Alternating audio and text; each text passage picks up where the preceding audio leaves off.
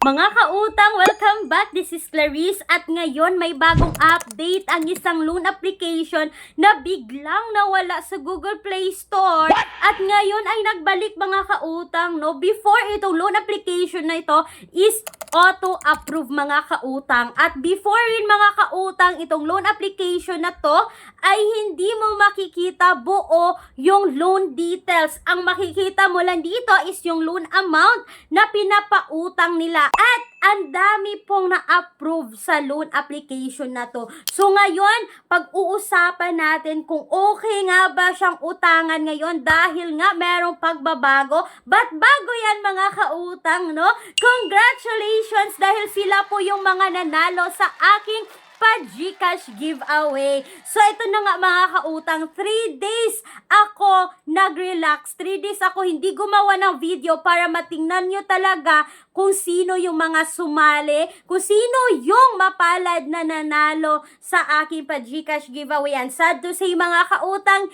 iilan lang yung mga nag-message sa akin, iilan lang yung mga nag-claim ng kanilang prizes. At sabi ko nga doon mga kautang na kapag hindi kayo makapag-claim after 3 days ay mag-respin tayo at ibibigay natin sa iba. So, para kayo ay makasali, kung kayo ay bago dito sa aking channel at kahit kayo ay bago dito mga kautang, please mag-subscribe lang kayo para kayo ay makasali at mag-iwan lang ng message, mapa-negative or mapa-positive man yan, ay isasama ko kayo sa aking listahan. Dito ko kukunin mga kautang yung makasali sa aking pa-GCash giveaway. So, hindi na natin to patatagalin pa. Nagbalik mga kautang ang number 1 loan application na dapat nating iwasan. Noon, kung naalala nyo mga kautang, ay pinag-uusapan na ng lahat ng mga nangungutang online itong si Morgold. Yes mga kautang, no, alam ko hindi to bago sa inyo si Morgold. Dati red yung logo niya. Ngayon mga kautang, biglang naging pusa.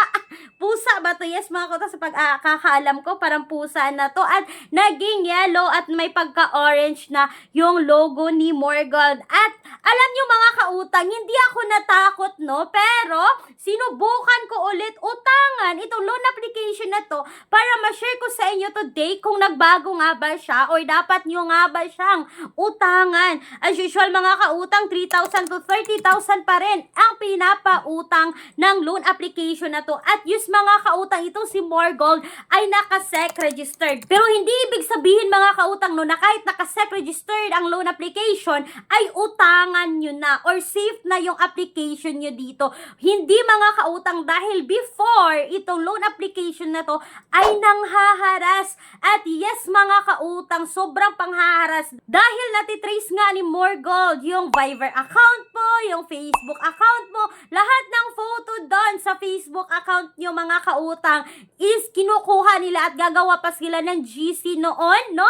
Bago lang nangyari, gagawa sila ng GC at i-add niya lahat ng mga kasim apelyido mo sa Facebook, like mga kamag-anak mo na friend mo sa Facebook, dun siya gagawa ng GC mga kautang, no? Dun niya ipagkalat na meron kang utang dito. At yes mga kautang, no, ngayon sinubukan ko ngayon mismo itong loan application ako na to ay sinubukan ko. Kailangan din nilang i-access yung SMS, app list, yung selected contacts, location, yung camera natin mga kautang. At yes, dito na, kapag meron ganito is kailangan talaga nating ibigay yung permission sa kanila para tayo ay makapag-proceed. Pero kung ayaw naman natin ng ganito mga kautang, no, yung ina-access yung phone natin is may mga alternatives tayo na direct website. No, ilalagay ko yung link sa description box or sa pen comment section na video na ito. At eto na nga mga kautang, 10,000 pa rin yung utang na ino-offer na Morgold. At pagkatapos yan mga kautang, kailangan mo nang mag-create ng password dito, may face verification si Morgold. At dito na yung pinagtataka ko is hindi po ako nag-fill in dito ng personal information, contact information, ng iba't ibang kakailanganin ni Morgold. Pinapakita niya diretsyo yung kanyang offer dito mga kautang, no, which is 10,500 ko, no, yung pinakamalaki. At dito ako nag-click ng apply. Then makikita ko dito VIP 20 at VIP 35. May pa VIP pang nalalaman itong loan application na to at 3,500 yung offer niya. Mga kautang, please, wag nyo munang i-confirm yung loan dito dahil pag-click mo niya ng view details, as you can see, may maliit na arrow dyan mga kautang. Pag maklik nyo yan, is lalabas po mismo yung loan details ni More Gold.